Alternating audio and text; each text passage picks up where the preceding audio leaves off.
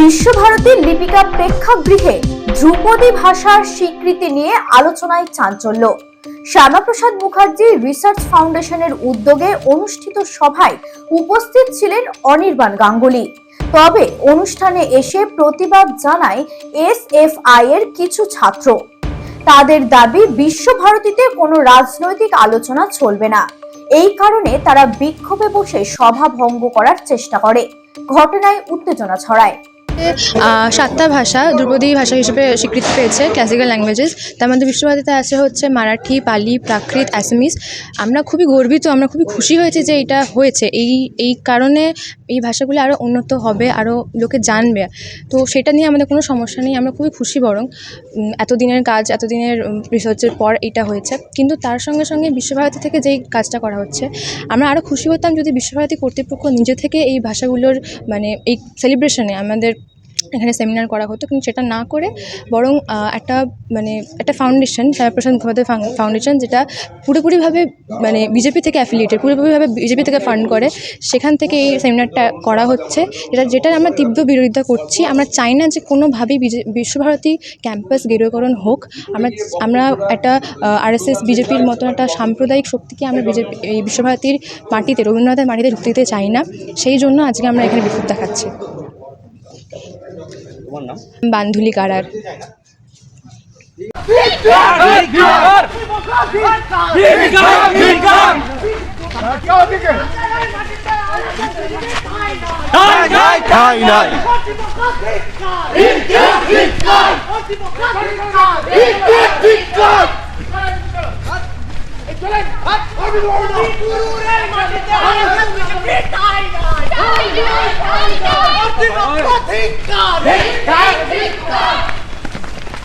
বন্ধ করো।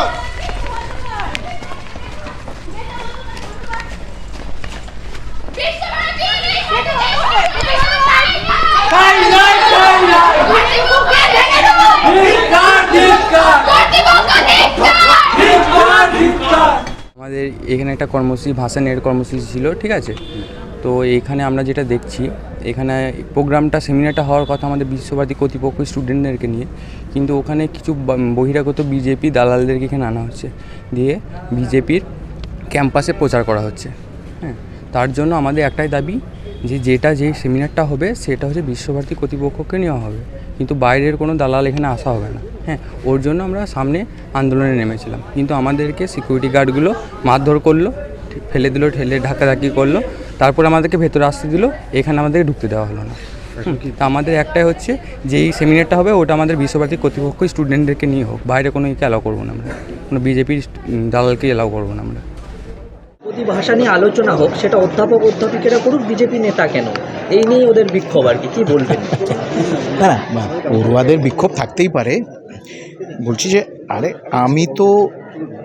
আমি দুজনের নাম করলাম, ওরা তো শুনলো না। অশোক মিত্রের নাম নিলাম, হীরেন মুখার্জির নাম নিলাম। তাদের দুটো সত্তা ছিল, একটা ছিল অধ্যাপনা গবেষণার সত্তা, আর একটা ছিল রাজনৈতিক সত্তা। কিন্তু ওরা তো শুনলো না। কিংবা আমার মনে হয় যে এই প্রজন্ম যারা একটি বিশেষ ওরা যাদের রিপ্রেজেন্ট করছে, তাদের আর হীরেনবাবু আর অশোক মিত্রের দরকার নেই।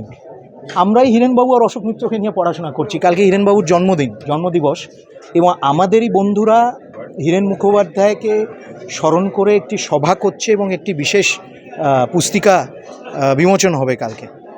তো মানুষের তো বিভিন্ন সত্তা থাকে। বিশ্বভারতীতে যখন আসি, আমি বিশ্বভারতীর সংসদের মেম্বার ছিলাম। I was a member of the Visvabharati court. এবং বিশ্বভারতী বিল নিয়ে প্রথম ইন্টারিম পার্লামেন্ট, তখন লোকসভা হয়নি, 1951 মে মাসে বিশ্বভারতী বিল নিয়ে যখন ডিবেট হয়েছিল, প্রধান বক্তা সেখানে ডক্টর শ্যামাপ্রসাদ মুখার্জি। শ্যামাপ্রসাদের কী সত্তা ছিল? তিনি একদিকে রাজনীতিবিদ ছিলেন, অন্যদিকে শিক্ষাবিদ ছিলেন। আমার মনে হয় যে এই জিনিসগুলো মনে রাখা উচিত এবং একটি বিশ্ববিদ্যালয়ে অবারিত দ্বার, সব বিচারধারা এবং সব মানুষের এইখানে বিচরণ হওয়া উচিত। এবং এটা একটা একাডেমিক সেমিনার, একটা বিশেষ মুহূর্ত, ধ্রুপদী ভাষা ঘোষণাটা, সেই নিয়ে স্লোগান, এই বিষয়গুলোকে কিভাবে দেখছেন বা আপনাকে ঘিরে বিক্ষোভ? একটু বাচ্চারা তো বিক্ষোভ করবেই, ওরা করবে না তো কারা করবে? বুড়োরা করবে? অনির্বাণ দা, আপনার অভিজ্ঞতাটা বলুন। আপনি বক্তব্য রাখছেন, এসে পায়ের ছাত্র সংগঠন আপনাকে বলছে গো ব্যাক, স্লোগান দিচ্ছে, বিক্ষোভ দিচ্ছে, না। আপনার অভিজ্ঞতা? আমার অভিজ্ঞতা অসাধারণ অভিজ্ঞতা। আমার একটি অভিজ্ঞতা যে আমি বিশ্বভারতীতে দাঁড়িয়ে এই একটি উপলক্ষে আমি আজকে সুনীতিবাবুর কথা বলতে পারছি, আমি আজকে বেণীমাধব বড়ুয়াকে তাকে স্মরণ করছি, আমি আজকে এখানে দাঁড়িয়ে শ্যামাপ্রসাদ আশুতোষকে স্মরণ করে গুরুদেব তাদের সম্বন্ধে কি বলেছেন এবং ভারতীয় ভাষা সম্বন্ধে এই সব মনীষীরা কি বলেছেন এই সব স্মরণ করতে পেরে আমি ধন্য। সেটা আমার বিক্ষোভকারীরা বলছে যে আপনারা বিশ্বভারতীকে, রবীন্দ্রনাথের এই প্রতিষ্ঠানকে বিজেপি এবং আরএসএস এর আঁতুর ঘর করতে চাইছে। না, আমি যেটা বলতে চাইছি, আমি এইখানে এই প্রাঙ্গণে দাঁড়িয়ে আমি কোনো রাজনৈতিক মন্তব্য করব না। এটা আমি শুধু এখানে না, আমি সব জায়গায় এটাকে ফলো করি। আজকে আমরা এখানে একত্রিত হয়েছি, প্রধানমন্ত্রী নরেন্দ্র মোদী মহাশয় বিশ্বভারতীর আচার্য এবং তিনি এই যে 5টা ভাষা ধ্রুপদী ভাষা হিসেবে ঘোষণা করেছেন, তার মধ্যে বাংলা এবং তার মধ্যে পালি, বাংলা সব ভাষার চর্চা বিশ্বভারতীতে হয়। ভাষা ভবন অন্যান্য বিশ্ববিদ্যালয়ে যখন স্কুল অফ ল্যাঙ্গুয়েজ ছিল না তখন ভাষা ভবনের প্রতিষ্ঠা হয়েছিল, আমরা যখন পরাধীন তখন। সেই ইতিহাসকে মনে করে আজকে আমরা এইখানে এটা করেছি। সেজন্য আমি এইখানে আজকে একটি খুব পবিত্র প্রেক্ষাপট, পবিত্র দিন, পবিত্র উদ্দেশ্য, আমি এখানে কোনো রাজনৈতিক মন্তব্য করব না। একটাই বলি, না না না না না না, আমার কোনো অভিযোগ নেই। আমি তো আবার বলছি, ছাত্ররাই তো বিক্ষোভ করবে, তারা বিক্ষোভ করবে, তারা বিক্ষোভ দেখাবে, তারা নিজেদের বক্তব্য রাখবে, তারা কিন্তু আমার মনে হয় যে আমরা যদি আরেকটু শোনার ক্ষমতাটাও যদি লিসনিং ক্যাপাসিটিটা ডেভেলপ করি, তাহলে হয়তো সবার পক্ষেই ভালো হবে। কিন্তু আমার কোনো অভিযোগ নেই। আমি আজকে অসাধারণ আনন্দিত যে এইরকম একটা সুযোগ আমার মতন একজন অ্যাকাডেমিক আউটকাস্ট, যে বিশ্ববিদ্যালয়ে এক সময়ে হয়তো পড়াতাম, এখনও যুক্ত, লেখালেখি করি, বই লিখি, আমার গবেষণা, লেখালেখি, বই লেখা একটা আমার নিজের জীবনের একটা বিশাল দিক। কিন্তু আমি তো কোনো ফর্মাল বিশ্ববিদ্যালয়তে এখন নেই, কিন্তু ভাষা ভবন আমাকে এই সুযোগটা দিয়েছেন, ডক্টর শ্যামাপ্রসাদ মুখার্জি রিসার্চ ফাউন্ডেশনকে এই সুযোগটা দিয়েছে, এতে আমি খুব আনন্দিত। এবং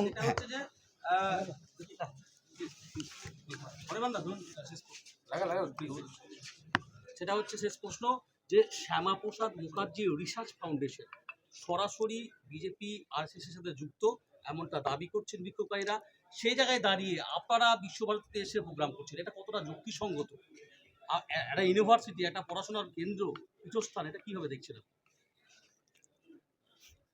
আরএসএস বিজেপি কি ব্যান্ড সংস্থা নাকি? ব্যান্ড ভারতবর্ষে কি ব্যান্ড নাকি? সিমির মতন ব্যান্ড, পিএফআইয়ের মতন ব্যান্ড না তো। জ্যোতি বসু রিসার্চ ফাউন্ডেশন কোন দলের সাথে যুক্ত? জ্যোতি বসু রিসার্চ ফাউন্ডেশনের চেয়ারম্যান ডাইরেক্টর এখানে এলে অসুবিধা হবে কি? আমাদের তো হবে না, ওদের হবে কি? ওরাই তো ডাকবে।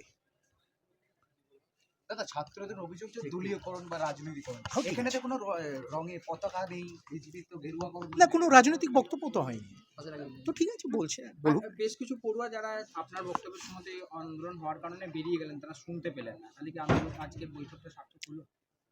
না, বেশ কিছু তো বেরোয়নি, অনেকে বসেছিল। আর আমরা এমনিতেই এগুলোকে তো আমি আমার ইয়েতে দেব, আমাদের ওয়েবসাইটে থাকবে, এবং আমরা একটা ঠিক করছি, আমি একটি অনুরোধ জানিয়েছি অধ্যক্ষকে যে এটা যদি আমরা একটা পুস্তিকা আকারেও বার করতে পারি, কেন এই আগামী সেশনে যারা বলবেন তারা খুব বিদগ্ধ পণ্ডিত, তারা যে বিষয়গুলো রাখবে, তো আমার মনে হয় যে এটার একটা লজিক্যাল কনক্লুশন হওয়া উচিত, একটা পুস্তিকা, সেটা আমরা বিতরণ মানুষের কাছে পৌঁছবে। বিধানসভায় কি বলবো দেখতে পাবো আমরা আপনাকে? অধ্যক্ষ ভাবে আমি ভাবলাম যে এটা একটা অনুষ্ঠান করা দরকার, আর এই 5টি ভাষার বিশিষ্ট পণ্ডিত 5 জনকে ডেকে এই ভাষা সম্পর্কে, সাহিত্য সম্পর্কে একটু বলবে, আমরা শুনবো, তারপরে এই ওদের লেখাগুলোকে আমরা পুস্তিকা আকারে বের করবো। হ্যাঁ, না আমি তো বুঝতে পারিনি যে কেন ওরা বিক্ষোভ করছে। আমার ছাত্র, কিন্তু কেন যে উদ্দেশ্য কি আমি জানি। পরে যখন জানলাম কি আমি বোঝালাম, ভাই দেখো তোমরাই ভিতরে এসো, তোমাদেরকে নিয়েই অনুষ্ঠান, আর তো তোমাদেরকে বাদ দিয়ে নাও, কিন্তু তোমরা এই যে স্লোগান টোগান দিচ্ছ দিবে না, শুনো শোনার পরে তোমরা অটোমেটিক্যালি বুঝবে যে হ্যাঁ তোমাদের অনেক জ্ঞান হলো এর মাধ্যমে। আমাকে মোটেই খারাপ লাগেনি। এটা ছাত্রদের তরফ থেকে বলা হচ্ছে যে বিশ্বভারতীকে আরএসএস এবং বিজেপির আতুর ঘর তৈরি করা হচ্ছে, এটা দাবি করছে তারা। না, ওরা বলতে পারে ভাই, আমি ওইদিকে নেই, আমি ওইদিকে কিছু বলতে পারবো না। আপনি তো বিক্ষোভের মুখেও পড়লেন দেখলাম। আর বিক্ষোভ মানে ওই সেই যে বললেন অনির্বাণ দা, এই ছাত্ররা তো বিক্ষোভ করবে, করুক, আমার কি আছে। আমি বহু এগুলো অভিজ্ঞতা আমার আছে তো, এখানে 14 বছর প্রক্টর ছিলাম না, ছাত্রদের সিবিআই অফিসার, তাই এটা আমার কি অসুবিধা হবে? হ্যাঁ, এরা আমার ছাত্র সবাই, কেউ এরা কিছু মানে সেই রকম করেনি, ওরা হুইম একটা। যেহেতু আমন্ত্রিত অতিথির সামনে হয়েছে, সেটা কতটা না, সেটা বাঞ্ছনীয় নয়, কিন্তু পরে ওরা বুঝবে। আমি তবুও ওদের দোষ দিচ্ছি না। কর্তৃপক্ষ তরফ থেকে কোনো রকম কোথাও অভিযোগ, পুলিশকে কমপ্লেন, এসব কিছু করছে না? না না না না, সেই দিকে আমরা যাবোই না।